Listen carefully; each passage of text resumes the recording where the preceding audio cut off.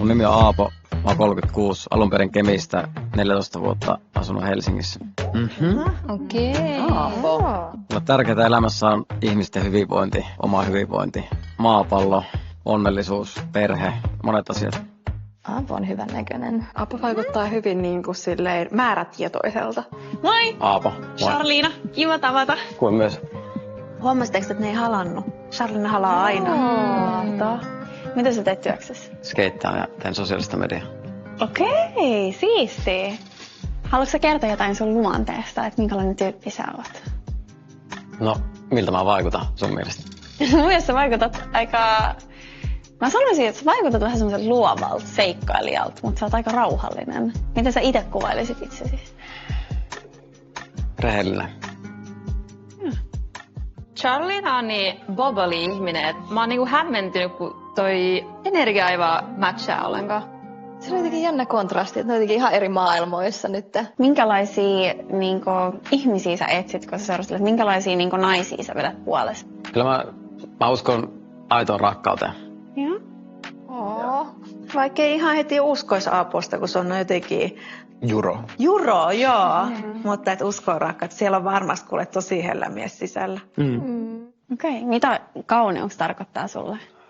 Kaunis nainen on sellainen, kenestä mä tunnen, niin kuin, kehen mä tunnen vetovoimaa. Miten tietää, että on vetovoimaa jonkun ihmisen kanssa? Ikävä puhua jostakin toisesta naisesta, mutta esimerkiksi eilen mä näin entisen pääministerin, mä olin yhtä aikaa baarissa, niin mä tunsin välittömästi niin vetovoimaa, ihan niin älytöntä vetovoimaa yhtäkkiä. Ja mä en ole varmaan tuntunut semmoista vetovoimaa niin varmaan 20 vuoteen, tai en edes muista milloin viimeksi.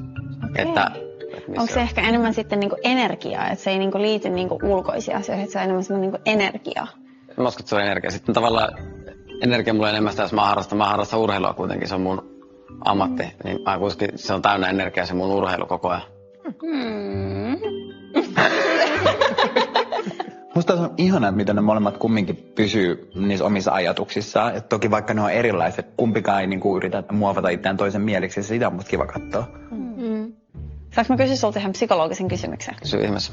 Mikä on sun lempieläin? No siis mulla on itsellä koira, niin sit mulla on melkein pakko vastata, että koira on mun lempieläin. Että... Joo.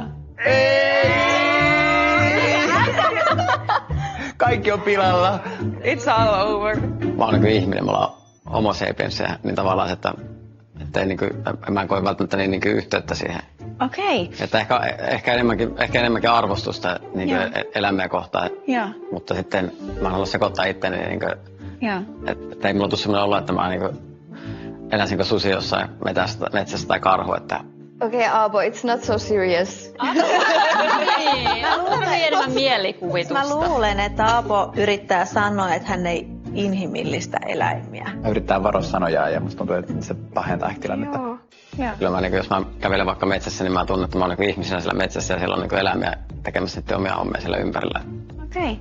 Mä tykkään eläimistä ihan super paljon ja mä oon uinut delfinetten kanssa, kun mä olin vähän nuorempi. Siistiä. Mä haluaisin asua meren äärellä, missä voisi uida vapaasti delfinetten kanssa. Mä koen vähän, mulla on semmoinen yhteys senkin takia delfineihin, että mä oon vähän puoliksi delfiini.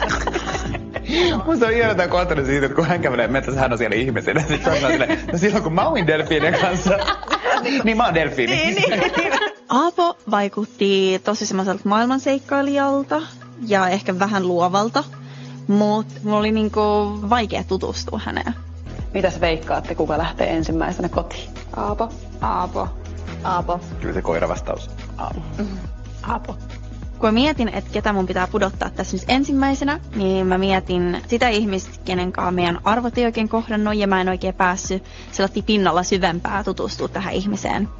Niin ensimmäisenä mä pudotan Aapon. Okei. Aapo.